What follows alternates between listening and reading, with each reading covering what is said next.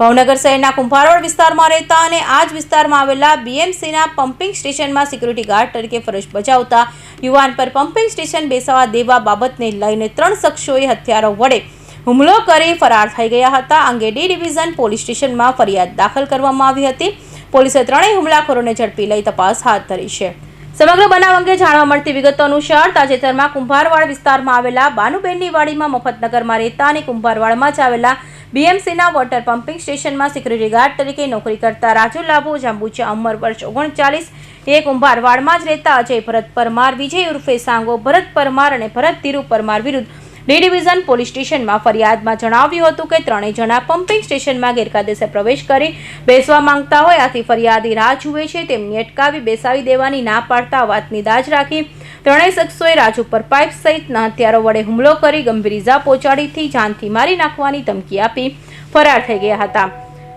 આ અંગે રાજુએ D division police સ્ટેશનમાં ત્રણેય હુમલાખોરો વિરુદ્ધ ફરિયાદ નોંધાવી હતી, જેમાં પોલીસે ગણતરીના કલાકોમાં જ ફરિયાદી રાજ ઉપર હુમલો કરનાર અજય ભરત પરમાર ઉંમર વર્ષ 20, વિજય ઉર્ફે સાંગો ભરત પરમાર ઉંમર વર્ષ 24 અને ભરત ધીરુ પરમાર ઉંમર વર્ષ 47 વાળાની ધરપકડ કરી પૂછપરછ હાથ ધરી છે. ફિરોઝ મલેક, ભાવનગર.